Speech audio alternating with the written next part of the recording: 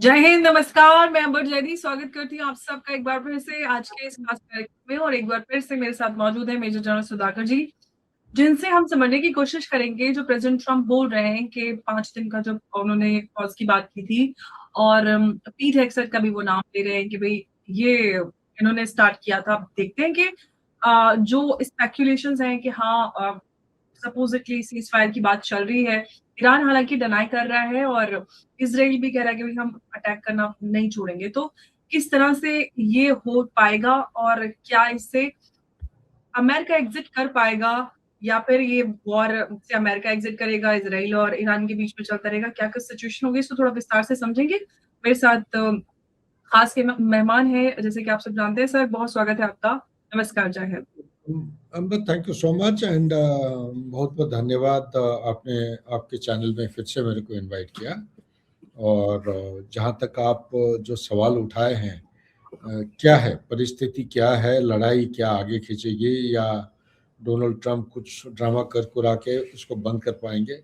मेरा विचार ये है कि ये जो लड़ाई है इसमें ख़त्म करने का सिंसियरिटी नहीं है।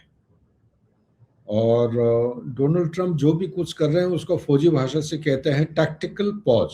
टैक्टिकल पॉज लड़ाई के दौरान किया जाता है ताकि आप एक स्ट्रेटेजिक तैयारी कर रहे हैं, बड़ी तैयारी हो रही है, उस नजरिया से दिखा जाता है। लेकिन ये जो बड़ी तैयारी का जो नजरिया है इसमें चंद एक पहलू मैं ज़्यादा रिपीट नहीं करना चाहता हूँ। हम सबको मालूम है ना उनका पॉलिटिकल ऑब्जेक्टिव था ना मिलिट्री ऑब्जेक्टिव क्लियर था। और दुश्मन को अंडर एस्टिमेट किए थे, मतलब ईरान को अंडर एस्टिमेट किए थे। उनके पास इतना काबिलियत है इसके बारे में कोई अंदाज ही नहीं था। तो ये जो चीज़ मैं कह रहा हूँ। दूसरी बात ये हमें समझना पड़ेगा कि ये जो भी कुछ हो रहा है ये एक अमेरिकन डीप स्टेट, एक इजरायली लॉबी है। वो बहुत ताकतवर है, पैसे वाले आदमी हैं, जो आज के दिन में अमेरिका में ये बातचीत चल रही है कि ये तो कांग्रेस को खरीद डाला है।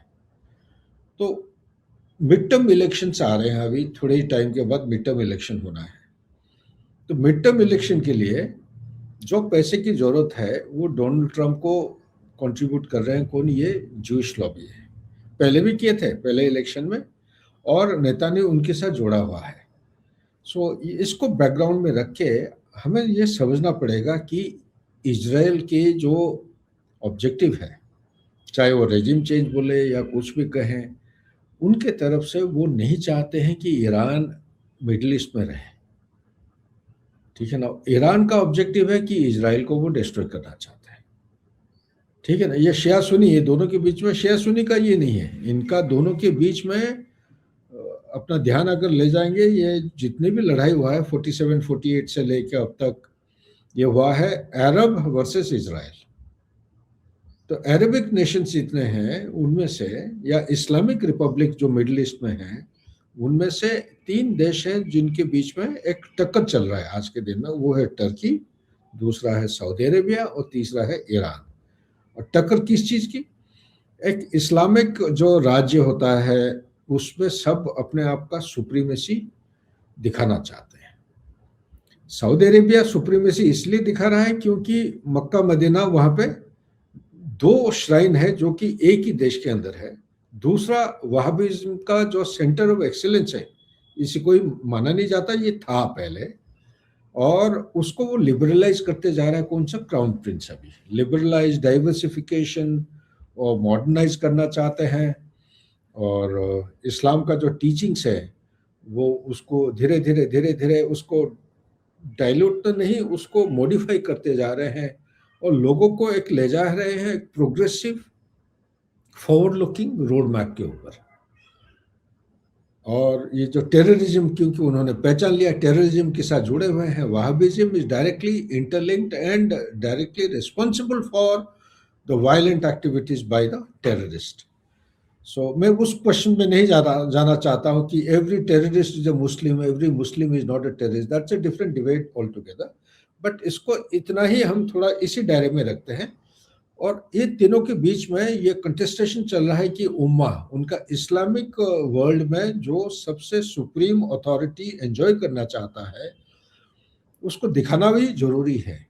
तो ईरान एक शिया देश होने के बावजूद वो कह रहा है कि जितना लगन और निष्ठा के साथ ये हमास की कॉज या पैलेस्टीनियन कॉज को आगे बढ़ा रहा है या उनको आगे की तरफ ले जा रहा है, उतना ना सऊदी अरेबिया कर रहा है, ना टर्की उसकी काबिल है। तो इसको इजराइल को प्रेशर के नीचे रखने के लिए वो प्रॉक्सीज बना रखा है। डिस्टेंस 1800 से 2000 किलोमीटर दूर है। तो इसी डिस्टेंस को कवर करने के लिए उनके पास हवाई जहाज तो नहीं है, लेकिन मिसाइल्स हैं। मिसाइल इन्वेंट्री ओपन सोर्स में 2000-3000 कहते हैं। मैं टाइम टू टाइम अलग अलग जगह ये कहने की कोशिश कर रहा हूं कि इनकी जो मिसाइल की संख्या है कोई गुना ज्यादा है। हाँ, मैं हिसाब करके बता दिया था कि 1.5 मिलियन। 1.5 मिलियन इसलिए कह रहा हूँ कि अब हिजबुल्लाह देखिए, हिजबुल्लाह उनका लड़ाई 7 अक्टूबर 2023 को जो हुआ था, उसके बाद जो जो चीजें सामने आए थे उभर के, लोग कहते हैं कि 1.5 लाख उनके पास रॉकेट और मिसाइल्स हैं। अगर हिजबुल्लाह के पास 1.5 लाख हैं तो हुतीज कोई कम तो नहीं होगा ना, हमास के भी कोई कम नहीं होंगे, ठीक है ना। इसी तरह क्या बोलते हैं, हब्दल इल साहिब एक छोटा सा एक ग्रुप है जो इराक में है, मिलिशिया ग्रुप है, इनके पास भी होगा। और प्लस उनका मैन्युफैक्चरिंग ऑब्जेक्टिव अगर आप ढूंढेंगे, डॉट्स को ज्वाइन करेंगे, कहीं ना कहीं आपको जरूर मिलेगा ओपन सोर्स में। 1 महीना का टारगेट वो रखे थे 30 मिसाइल, और 1 साल में 3600 बनता है। अगर आप 84-85 से उनका ये शुरू हुआ, तब से लेके अभी तक जो बीच में एट्रिशन या नुकसान हुए हैं या एक्सपेंडिचर हो गया, उसको माइनस करने के बावजूद भी आपके पास 10 लाख के करीब है। और लोग उसको काउंटर करने के लिए कहते हैं वो पुराने मिसाइल रिटायर हो जाते हैं। बिल्कुल भी रिटायर होते हैं, लेकिन पुराने मिसाइल जो रिटायर हो जाते हैं उसको रेसिसिटेट करके, कैनिबलाइज करके उसको आप अपग्रेड कर सकते हैं, रिवाइव कर सकते हैं आप उसको। मैं ये आर्गुमेंट दे रहा हूँ, नहीं तो इतना कहाँ मिसाइल आएगा। 3000 तो आप ये 22 दिन की लड़ाई में खत्म हो गया होगा। और पिछले साल 12 दिन की लड़ाई में आपका तो मान लो ज्यादा नहीं तो कम से कम 2-2.5 हजार तक खत्म होगा। 2-2.5 हजार तो कम से कम मिसाइल मारे होंगे वो। पहली बार मतलब 7 अक्टूबर 2023 के बाद फर्स्ट टाइम उन्होंने जो इजराइल को कॉन्फ्रंट किया था, डायरेक्टली हिट किए थे बताने के बाद। शायद ये 13 अप्रैल 2024 को था इफ आई रिकॉल करेक्टली। तो डायरेक्ट मतलब वो आयरन डोम को पार करके, पेनिट्रेट करके अंदर जाना। कुछ हाइपरसोनिक होंगे, और उनका टेक्निक जो है वो सैचुरेशन अटैक, मतलब वॉल्यूम और साइमल्टेनिटी और चीप। उसको क्या चाहते हैं, इनका मुद्दा क्या है? मुद्दा ये है कि वो जानते हैं कि यूएसए और इजराइल का जो कंबाइंड माइट है, मिलिट्री माइट, वो उसके बराबर कभी भी नहीं हो पाएंगे, ठीक है। तो अगर आप दुश्मन के स्ट्रॉन्ग पॉइंट के खिलाफ अगर लड़ोगे, कभी जीत नहीं पाओगे। और वो जीतने के लिए नहीं लड़ रहे हैं, वो कह रहे हैं कि अमेरिका और इजराइल का जो विक्ट्री है, वो विक्ट्री को एक्सपेंसिव, कॉस्टली बनाना चाहते हैं। महंगा मतलब उसका दाम उतना बढ़ा देंगे ताकि उसके वजह से उनको मजबूरन उसको थका देंगे, फटीग ले आएंगे। मैन्युफैक्चरिंग कैपेबिलिटी उनके पास उतना नहीं होगा, कॉस्ट फैक्टर इतना हो जाएगा, उनको बजट एलोकेशन भी नहीं कर पाएंगे। मजबूरन वो अमेरिका वापस कदम उठाना मजबूरन उसको पड़ेगा। तो इसी चीज को मद्देनजर रखते हुए उन्होंने एक टेक्निक बना रखा है। बाकी चीजें हम दोहराएंगे नहीं, लेकिन आज के दिन में लड़ाई जो है, शुक्र है कि डोनाल्ड ट्रंप 5 दिन का पॉज दिए हैं। सो आम सिखलाई और आम डिडक्शन ये है कि 5 दिन का पॉज जो है वो टैक्टिकल पॉज, कहीं बड़ी लड़ाई इससे पहले तो नहीं है, क्योंकि 4500 मरीन कोर के जो जवान हैं वो चल पड़े हैं। वो अगले 2-3 दिन में कह रहे हैं कि 2000-2500 पहुंच जाएंगे। कहाँ पहुंचेंगे, that also is $1 million question. आपका जो जेरल्ड फोर्ड जो एयरक्राफ्ट कैरियर था हाइफा से थोड़ी देर पहले, वो हिट होने के बाद वापस जा रहा है, 9 महीने के बाद वापस जा रहा है। So it is a case of it's a kind of I would say a very humiliating retreat for an aircraft carrier, ठीक है ना। एयरक्राफ्ट कैरियर सिर्फ एक एयरक्राफ्ट कैरियर नहीं होता, उसको प्रोटेक्शन के लिए फ्रिगेट्स होते हैं, डिस्ट्रॉयर होता है, सबमरीन्स होते हैं, सर्वेलेंस कैपेबिलिटी होता है। इतना सब कुछ होने के बाद वो हिट हुआ कैसे? इसी तरह आप देखेंगे तो अब्राहम लिंकन जो 600 किलोमीटर दूरी पे था कोस्ट लाइन से, अभी पीछे जाके मेरे खबर के मुताबिक 1300-1400 किलोमीटर दूर लोकेटेड है। तो अरेबियन सी, कोई कह रहे हैं वो भी हिंदुस्तान की तरफ मार्च कर रहा है, मुंद्रा नहीं तो कोची की तरफ के रिपेयर उसको करना है। धीरे धीरे एक तरफ ये विड्रॉल सिम्टम्स दिखने मिले, सिग्नेचर्स, और दूसरी तरफ जो मेरीन कोर के कुछ लोग एडवांस करते हुए आ रहे हैं। मेरीन कोर के अलावा एम्फीबियस शिप्स आ रहे हैं, त्रिपोली और दूसरा कोई एक जहाज है वो आ रहे हैं। एम्फीबियस ऑपरेशन इसलिए आते हैं क्योंकि ये जो कोस्टल एरिया है, कोस्ट जो ईरान का कोस्ट पर्शियन गल्फ के साथ है, ये तकरीबन 2200 किलोमीटर लंबाई है, और इसी के साथ बहुत सारे उनके आइलैंड्स हैं, ठीक है ना। ये आइलैंड टेरिटरी मेरे समझ के मुताबिक ये हर एक आइलैंड के नीचे, हर एक नहीं होगा तो ज्यादातर उन्होंने सिटीज बना रखे हैं, टनल्स बना रखे हैं, जिसमें गाड़ियां हरकत हो सकते हैं, लॉजिस्टिक आइटम्स मूव हो सकते हैं, आराम से लोग अपनी हिफाजत रखते हुए एक जगह से दूसरी जगह जा सकते हैं। कमांड कंट्रोल कम्युनिकेशन उनके एस्टैब्लिश्ड है, ठीक है। डोनाल्ड ट्रंप जिस तरह बोल रहे थे, किसके साथ बात करें, कोई है ही नहीं। अभी टिंकर आ रहा है टीवी में, मुश्ताक के साथ बातचीत, मुश्ताक ने राजी हो गया है। तो मुझे नहीं लग रहा, मेरा जो अंडरस्टैंडिंग है, ईरान का इतने सारे एक के बाद एक लीडर को एसेसिनेट करने के बाद, 2 बार हुडविंग करने के बाद, 2 बार बातचीत चल रही थी, दोनों बार बातचीत के दौरान ये अटैक हुआ है, और उनका टॉप लीडरशिप यानी कि देश का, ये नहीं कि please don't take me as मैं ईरान के साइड से बोल रहा हूँ या I am pro terrorist, no, मैं सिर्फ कह रहा हूँ कि 21st सेंचुरी में कहीं तो कहीं एक रूल ऑफ एंगेजमेंट होना चाहिए। मेरा विचार ये है, जब डिप्लोमेसी आपको रिजल्ट दे ही रहा था, आप एक दिन पहले जो इंटरलोक्यूटर ये अनाउंस कर रहा है और अगला दिन सुबह 8:30 8:15 बजे जो है तेहरान टाइम, वो बच्चों को जो स्कूल में पढ़ रहे थे, गर्ल्स स्टूडेंट्स 168 बच्चे या 170, उनको मार देते हैं। मैं तो कहूँगा it's a war crime, it's a deliberate targeting. आपके पास सब कुछ है, सैटेलाइट है, टॉमहॉक मिसाइल ये करते हो, terminal guidance, mid course correction, सब कुछ है आपके पास। तो हाउ इज इट कि एक स्कूल जो कि वॉर जोन से दूर है, उनसे कुछ लेना देना नहीं है, तो कैसे आपने हिट किया? तो यही कारण की वजह से मैं कह रहा हूँ, कहीं ना कहीं ये हमें थोड़ा सा we have to bring some kind of a rationality to our approach in 21st century. मैं larger picture की वजह से कह रहा हूँ, क्योंकि world has had enough. We have had pandemic और रूसो यूक्रेन वॉर अभी चल ही रहा है, खत्म नहीं हो रहा है, फिर हमास और इजराइल के बीच में, और उसके बाद ईरान के साथ, बीच में वो हिंदुस्तान का हो गया operation Sindoor. Pakistan time to time वो धमकी देते रहता है कि आपको न्यूक्लियर बम से उड़ा देंगे, अमेरिका अगर उनको अटैक करेगा तो उनके न्यूक्लियर बम से हमारा दिल्ली और मुंबई अटैक करेंगे। कहना ये चाह रहा हूँ कि ये जिस दिशा में जा रहा है, बाकी डिटेल्स आपको मैं पिछले पॉडकास्ट में बता चुका हूँ कि लो कॉस्ट ड्रोन्स और लो कॉस्ट मिसाइल इनका ईरान में, और प्रोडक्शन कैपेबिलिटी, सर्च कैपेबिलिटी इतना ज़्यादातर है। ड्रोन्स तो एक दिन में 400 ड्रोन्स प्रोड्यूस करते हैं, एक महीना में मान के चलिए 12,000 नहीं, कम से कम 8-10 हज़ार प्रोड्यूस कर लेते हैं। पहले बोलते थे 20,000 कॉस्टिंग पर ड्रोन। कल ही मैं कोई पॉडकास्ट में बैठा था, मेरे को किसी ने, शायद जयपुर डायलॉग में संजय दीक्षित ही corrected me by saying, sir 20,000 नहीं है, ये $2,000 में बनते हैं।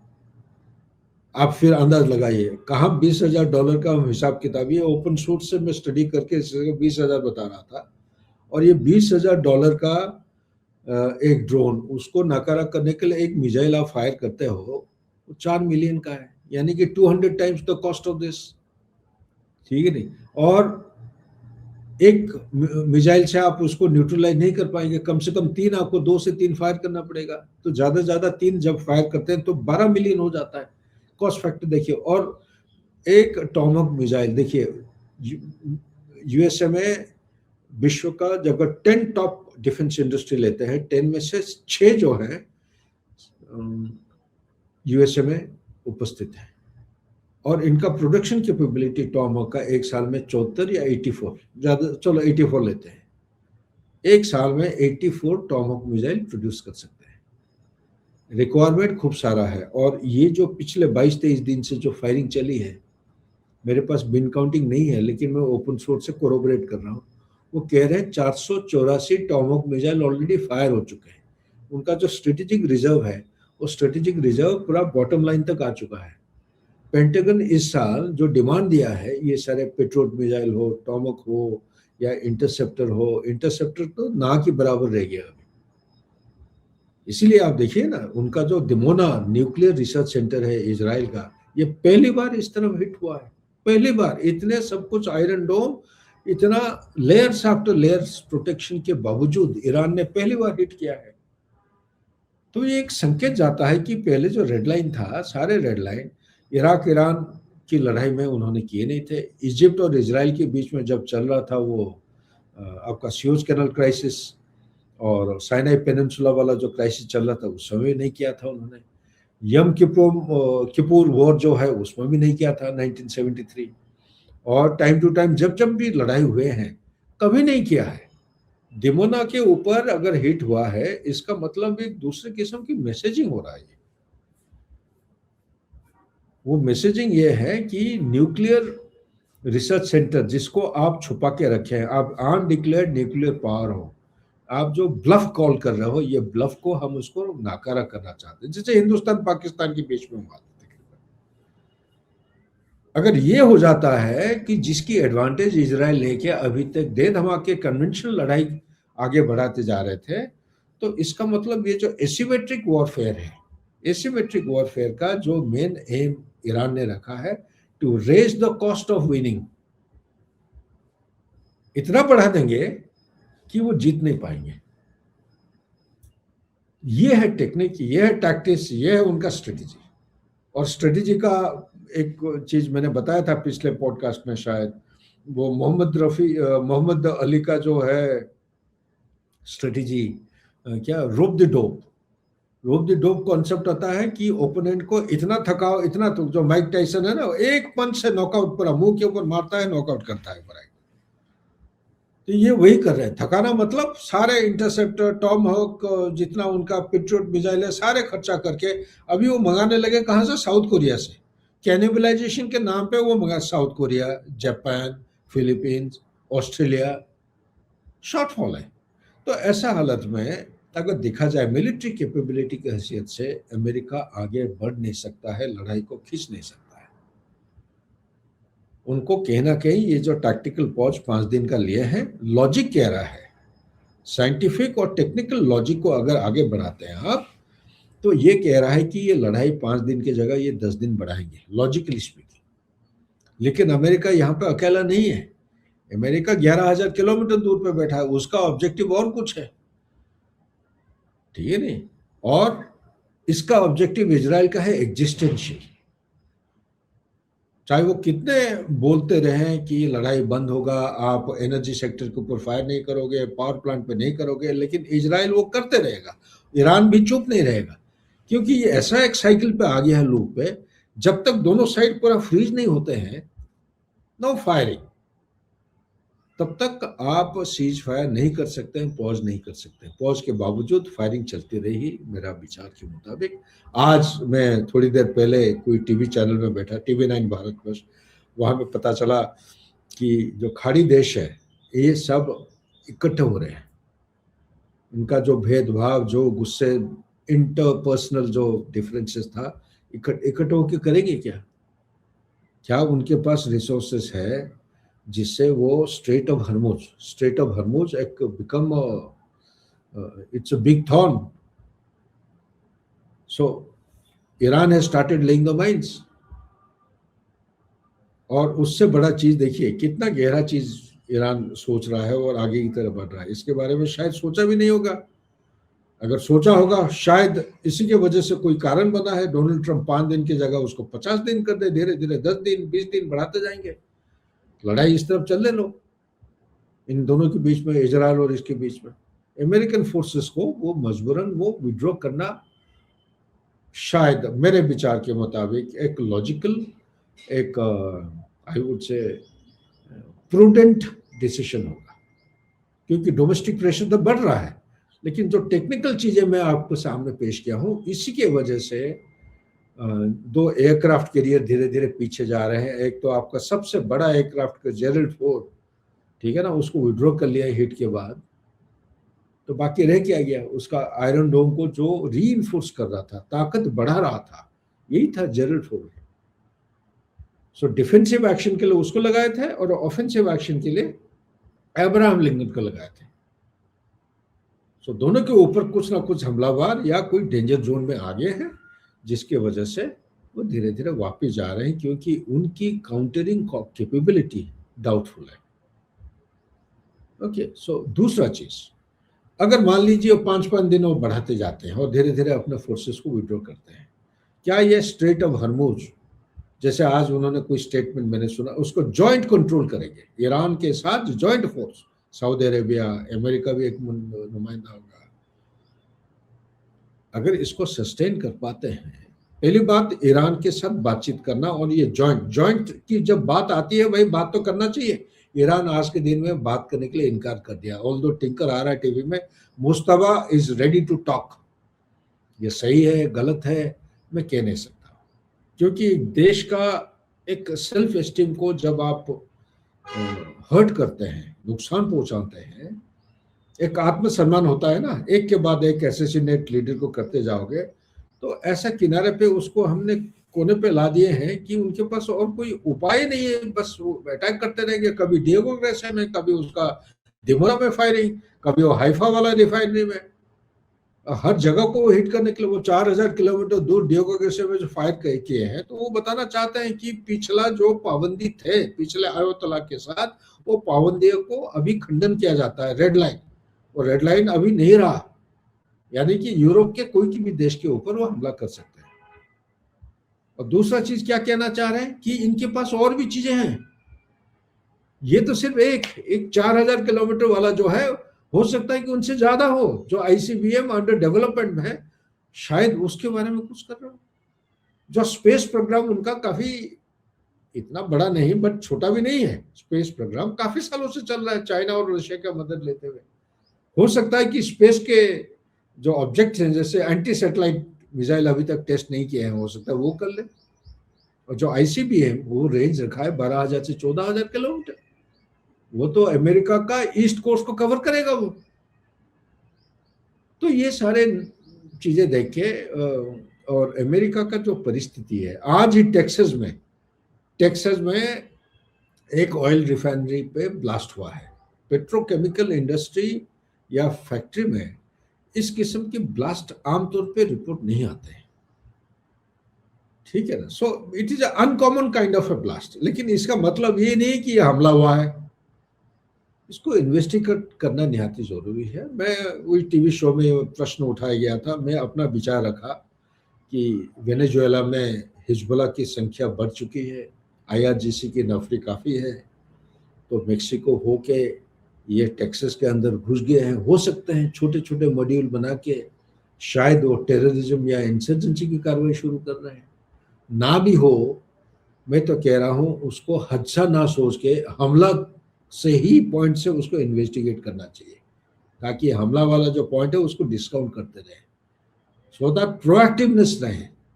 सबसे पहले जो उनके पास कोई बुनियादी चीज अगर सामने आता है हमला के साथ जुड़ा हुआ चीज, तो एक बिंदु से और मल्टीपल बिंदु को निकालना निहायत जरूरी है। क्योंकि मुझे लग रहा है जिस तरह परिस्थिति पिछले 1.5 साल के अंदर क्रिएट किया गया है यूएसए में, सिर्फ यूएसए के सिटीजन नहीं, पूरा विश्व की जो लोग हैं, पर्टिकुलरली ईरान जैसे देश है, उनको भड़काया गया है। ये मजबूरन अंदर घुसने की कोशिश करेंगे बदला लेने के लिए, तो इसके लिए यूएस को प्रस्तुत रहना निहायत आवश्यक है। मैं चेतावनी नहीं दे रहा हूं, एक किस्म का मैं एक वेल विशर होने के नाते हम नहीं चाह रहे कि कोई इनोसेंट लाइव्स का कोई नुकसान हो, कोई इंफ्रास्ट्रक्चर के ऊपर कोई झटका आए, ठीक है कि नहीं, कोई उनका जो इकोनॉमिक इंफ्रास्ट्रक्चर है उसके ऊपर और normal day to day life के ऊपर कोई आंच आए। इसी चीज़ को सेफ और सिक्योर रखने के लिए मैं सिर्फ ये सलाह दे रहा हूँ यूएसओ को थोड़ा इन चीज़ों के बारे में सोचना निहायत आवश्यक है। होमलैंड सिक्योरिटी बात कर रहा हूँ, सिर्फ वो आइस, तो आइस अटैक कर रहे हैं, आइस को उसके पीछे अगर पड़े रहेंगे तो शायद कहीं they will miss the woods for the trees. ये हिजबुल्ला, हमास और ये जो आईआरजीसी हैं, ये कहीं ऐसा तो नहीं है कि मिसाइल जहां तक नहीं पहुंच पा रहा है या जब तक आईसीबीएम तैयार नहीं हो रहा है, कहीं ये बूट्स ऑन ग्राउंड, अमेरिका का बूट्स ऑन ग्राउंड तो आना मुश्किल है, कहीं ऐसा तो नहीं है कि इनकी बूट्स ऑन ग्राउंड उनके अंदर घुस जाए।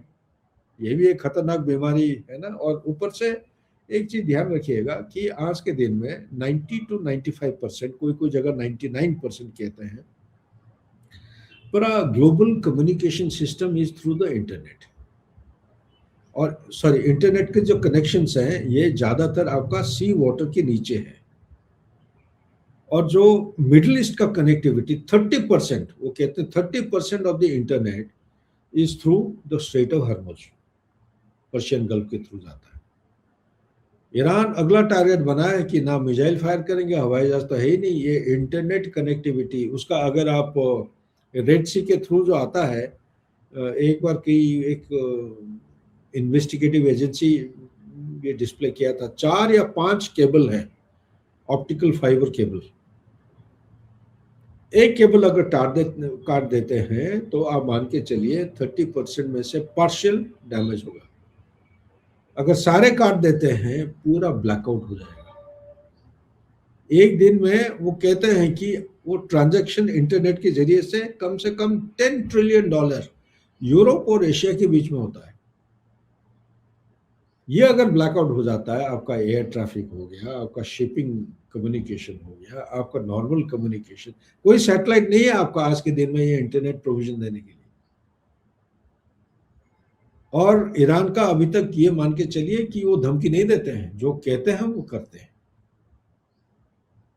तो इसीलिए ये एस्केलेशन दूसरे तरीके से हो सकता है, ना कि गोला बारूद, एनर्जी सेक्टर जैसा फायरिंग हुआ, वो साउथ पार्ट्स ऑयल फील्ड को हिट किया ईरान के ऑयल फील्ड के ऊपर, और ईरान उसके जवाब में हर जगह उसके जो कतार की तरफ था, क्या नॉर्थ डोम या क्या नाम है, उसको हिट कर दिया, सऊदी अरेबिया, कुवैत, हर एक जगह सारे ऑयल फील्ड को हिट कर दिया। ऊपर से उसका रिफाइनरी भी हिट किया, किसका, इजराइल का, इसका नताज के ऊपर हिट किया, उसके जवाब में कहां पे, दिमाग के ऊपर हिट किया। तो एस्केलेशन अलग अलग तौर तरीके से होने जा रहे हैं। अभी इंटरनेट का बात मैंने बताया, इंटरनेट आप देखें 30% ऑफ इंटरनेट अगर वो काट देते हैं ऑप्टिकल फाइबर को, जो वो तैयार बैठे हैं करने के लिए, तो कोई कम्युनिकेशन ही नहीं रहेगा। उनका जितने आर्मी बेसिस हैं, मिलिट्री बेसिस हैं, वो मिलिट्री बेस कम्युनिकेट नहीं कर पाएंगे बिना internet. Your life has become so dependent on internet.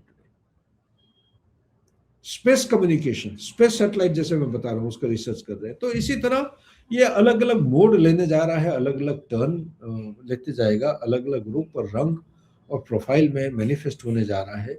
ये लड़ाई चलती रहेगी, ये खत्म नहीं होगा, ये मेरा असेसमेंट कह रहा है। यूएस जो है वापस जा सकता है, लेकिन ये जो नया नया गेम आ रहे हैं, सवाल ये पूछेंगे जो 4500 आ रहे हैं मेरीन, वो क्या करने आ रहे हैं। ये जो कोस्ट लाइन है, ये छोटा मोटा कोस्ट लाइन नहीं है, ये 2200 किलोमीटर यहाँ पे है, कश्मीर सी की तरह 700-800 किलोमीटर है कोस्ट लाइन।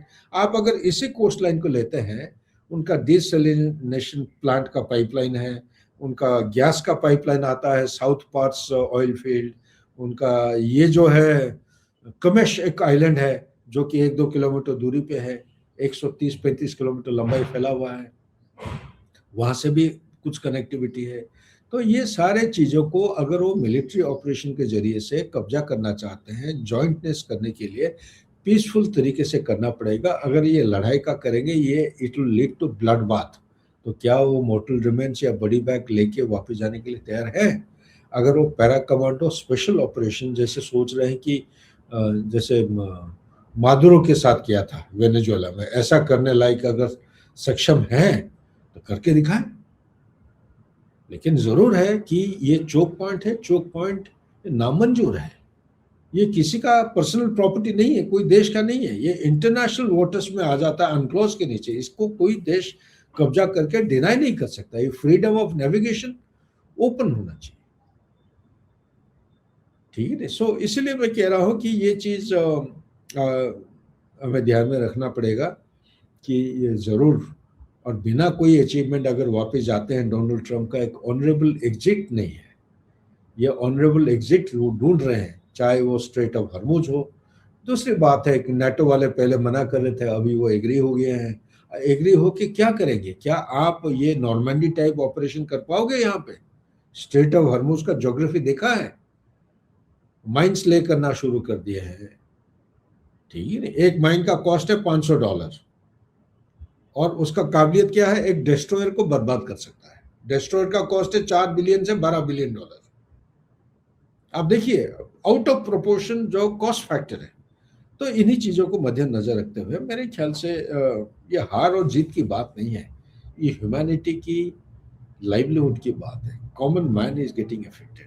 तो आपके चैनल के जरिए से अगर मुझे मौका मिलता है कुछ मैसेज या संदेश देने का पूरा विश्व में सारे सिटीजन्स को, ये लड़ाई को समाप्त करना ही हित होगा। और समाप्ति में सबका सफलता है, सबका फायदा है, यूएसए का, इजराइल का। इसका जितना लंबा खींचेंगे तो I am slowly getting convince कि रशिया ऑलरेडी कमिटेड है कि हम इसको सपोर्ट कर रहे हैं, करते आ रहे हैं और करेंगे भी। तो उनका जो ओर्शेनिक मिसाइल है, एवांत मिसाइल है, जायरोन या ऐसा कुछ मिसाइल है, देन नए नए किस्म की उनके पास मिसाइल्स हैं। तो ये मिसाइल अगर आ जाते हैं, ऑफेंसिव मिसाइल, तो ये इजराइल को बर्बाद करने में कोई टाइम नहीं लगेगा। इसी तरह नॉर्थ कोरिया की क्या पता है न्यूक्लियर मिसाइल इनके पास हो, ठीक है ना। आप धमकी दे रहे हो कि न्यूक्लियर आप उनको रोकेंगे किसी भी तरह, who knows, they already may be having nuclear. और ये आसान नहीं है। ईरान जो है कोई डेजर्ट टेरेन नहीं है, ये माउंटेनियस टेरेन है, डेजर्ट टेरेन है। वो पाकिस्तान की तरह, वो भी थोड़ा ज्यादा नहीं है, 1700 किलोमीटर दूर है तेहरान तक। आप 200-300 किलोमीटर तक ये डेजर्ट खत्म होकर पहाड़ी जो है स्टार्ट हो जाता है। चारों तरफ से पहाड़ी है, एक तरफ कोस्टल एरिया है, दरिया के साथ, समुद्र के साथ उसका कोस्ट लाइन है, पाकिस्तान की तरफ है डेजर्ट, थोड़ा बहुत आइसोलेटेड हिल फीचर्स है। कहाँ से आप अगर बुट्स ऑन ग्राउंड 4500, कोई मेरे को सवाल पूछ रहे कर्दिश रिबेल का उन्होंने इनकार कर दिया है। पिछले 100 साल से उनको बेवकूफ बनाते जा रहे हैं। उन्होंने एक कंडीशन पूछा है कि आप हमें एक कंडीशन दीजिए, कि गारंटी दीजिए कि आप हमें इंडिपेंडेंस देंगे, अलग से देश बनाएंगे। देश नहीं बना पा रहे तो ऑटोनोमस स्टेटस का कंडीशन दीजिए, जो ईरान देने के लिए तैयार नहीं है। ईरान बात करने के लिए तैयार नहीं है। ईरान का तो डिमांड है कि परमानेंट सोल्यूशन क्या है कि आप गारंटी दीजिए कोई हमला नहीं करेगा, हमला करता है तो आप हमें बचाएंगे। नंबर 2, हम एक सोवरेन देश हैं, हम जो चाहेंगे हम अपना देश की सुरक्षा और प्रगति के लिए करने के लिए कोई रुकावट नहीं होना चाहिए। इस तरफ न्यूक्लियर एनर्जी हो, सिविल न्यूक्लियर एनर्जी, प्रॉक्सी की बात है। इसी तरह और तीसरा चीज क्या है कि यूएस गल्फ से हटाने की बात। किसका? यूएस बेसिस गल्फ से हटाने की बात कर रहे हैं। यूएस बेसिस, ये पॉइंट उन्होंने पक्का डिमांड किया है सारे। There will be no US bases. 4 चीजें हैं, 4 में से 3 हमने बता दिया, चौथा चीज कुछ है मैं भूल रहा हूँ, याद नहीं है, बट मोटा मोटा ये चीज डिमांड करे। तो इसको कौन हटाएगा? यूएस बेस हटाने के लिए वो रिपेट्रिएशन की बात कर रहे हैं। किसका? रिपेरेशन। हाँ, लड़ाई का नुकसान जितना हुआ है वो सब cost of complete loss and damage has to be paid through a process of reparation. तो कौन राजी होगा इसका? क्या इजराइल इसके साथ सहमत होने जा रहा है? तो इसीलिए it is going to be a very very long enduring unless some strategic miracle takes place. जैसे वो साइनाई पेनिनसुला वाला हुआ, अभी तक कोई छेड़खानी नहीं हुई, अब सब रेस्पेक्ट कर रहे हैं। इजिप्ट उसको भी रेस्पेक्ट कर रहा है, इजराइल भी रेस्पेक्ट कर रहा है, कोई उसके ऊपर अटैक नहीं हुआ, ठीक है ना। सो ये मेरा विचार है, हो सकता है मैं गलत कह रहा हूं, अगर क्योंकि मैं बोल भी दिया कि ये लड़ाई it's a mindless conflict. It should be brought to an end immediately because the whole world is suffering. And the worst sufferer is going to be India. India is going to be the country which will be suffering the most. Absolutely, sir. वो सब start भी हो गया। हम तो यही उम्मीद कर रहे हैं कि रुक जाए जल्दी। हाँ। जी सर, बहुत धन्यवाद सर आपका इस चर्चा में करने के लिए। नमस्कार। Thank you so much.